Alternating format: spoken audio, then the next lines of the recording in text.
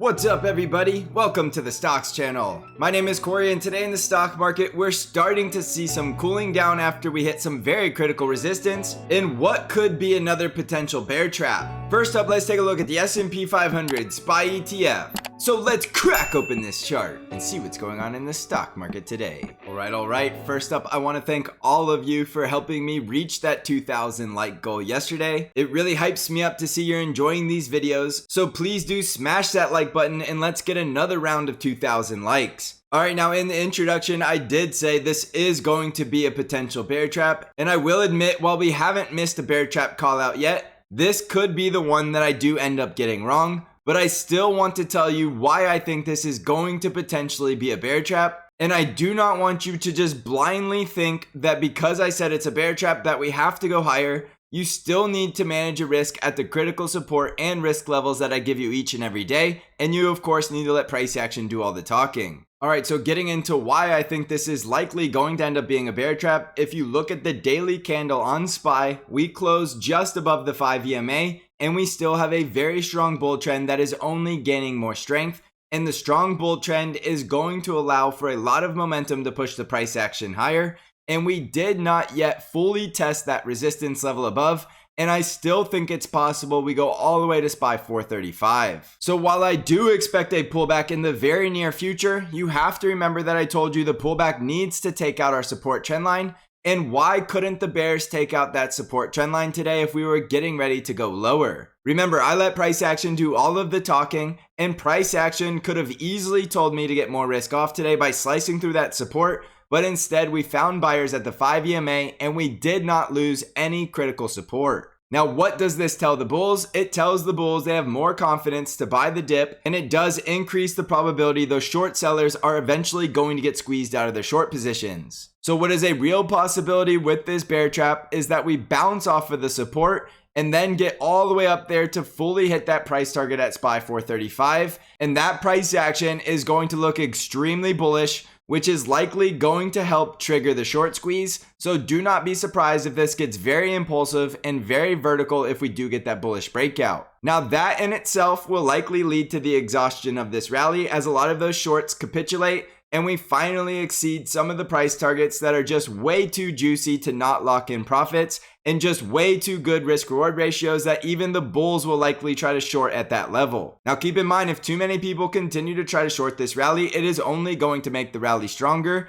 But I do think we are getting very close to exhausting this rally. But I would like to see that exhaustion day that blasts right through that resistance, or at least get a very solid test of that resistance, and we just have not yet seen that. So yes, I do think today was a bear trap, and I just don't see enough high volume selling that is going to take this support trend line out. Until we actually see it, I need to see it to believe it, and that is just the definition of following price action. I can't try to look ahead, or I can't try to guess it's going to happen. I have to read what the chart is saying, and right now the chart is telling us that we are still in a very strong bull trend above very critical support. So if we lose that support, that is going to be a breakdown on SPY below 425. So you need to understand, if we start breaking down below SPY 425, the bears are going to have a lot more strength and they will likely be able to push SPY down to 421 and possibly even 416. I think there's going to be a lot of buyers in that level around 416, so I don't really expect to go too much lower than that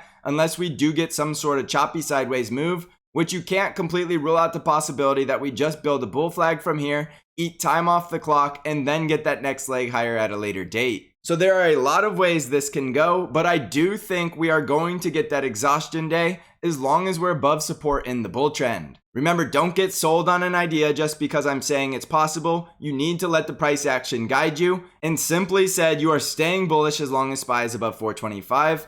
Or you are getting more risk off if we break below SPY 425 and watching the support levels below for a potential buying opportunity. Now the next resistance is just above, right around SPY 432, and we do have the price target at 435. And do not forget, that is where the bear is currently waiting. So it will be a very difficult resistance for the bulls to break through unless we do get that scenario where we get the short squeeze, which will make it a much smoother ride blasting through that resistance. Jumping over to the NASDAQ 100 triple Qs, we were down 1.14% today, and the triple Qs did start to see a little bit of increase in volume today, and we did drop back down below the 5 EMA, But as you can tell, if you draw a support trend line from these recent lows, we did close above the support trend line, so this is going to be more and more likely why this could be a potential bear trap. Now, if the triple Qs break down below 328, it is very likely not going to be a bear trap because that will be the loss of support, which could take the triple Qs back down to 324 and then the gap close at 319. So on a break below 328, this was likely not a bear trap and we could come down to 319 to retest the breakout.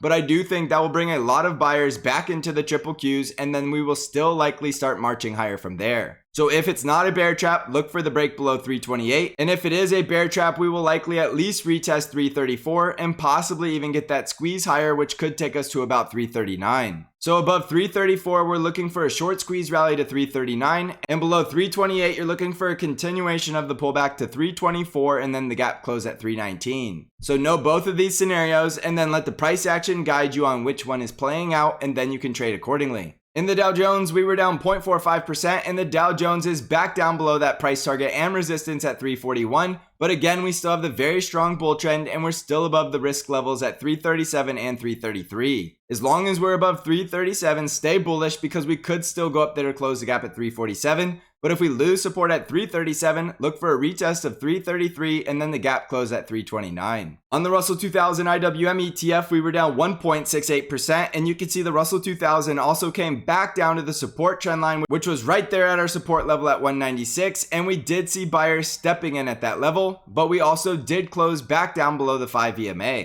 So like I said, this is likely either going to be the bear trap scenario where we bounce off support and go fully test the next resistance level at 205, or if we break down below 196, you're getting risk off for the gap close below at 192 and that support level retest at 191. So this is going to be a very simple trading day tomorrow. You are watching these critical support levels, and if we break below them, you know the next leg lower, and if we bounce off them, you know it was a bear trap and you're looking for the next leg higher. On the ARKK ETF, we were down 5.34% and ARKK did close right on top of the support trend line. So from here, ARKK needs to bounce or it's going to start looking a lot weaker. As you can tell, the bulls could not break above that resistance at 52. So in the ARK ETF, I would not get bullish until that resistance breaks, or you're buying with a risk level set down here at 47, knowing that you could lose support and get stopped out. Below 47, I think you have to be bearish because this is still a very bearish ETF, but above 52, that will be a bullish breakout. And so far, we still do have the bull trend as long as we don't break down below support. On the VIX, we were up 1.17%, but we still see the VIX closing below 20, which tells us there is still no fear in this market, which is likely going to continue to give legs to the bull market. We're going to get a lot more risk off if the VIX breaks out above 24, but so far the VIX is very muted and in a very strong downtrend. On Bitcoin, we're currently down nearly 2%, and Bitcoin is at the extremely critical support level at 23,000, and as you can tell, we are currently losing the support trend line, but this candle has not yet closed. Whether or not this is going to be a trap false breakdown before the next leg higher, or if we're coming back down to support, it's just way too soon to know because we are currently sitting right at critical support and we still do have a bull trend. So bulls need to step in now or we're likely coming back down to some support below at 22,600 or down here at the previous low right around 21,000. It's very difficult to say this is a sell signal because we don't have the closing candle, so you'll just need to manage your risk around that level at 23,000. The next bull breakout will be above 25,000 and that should start us running higher to 28,000.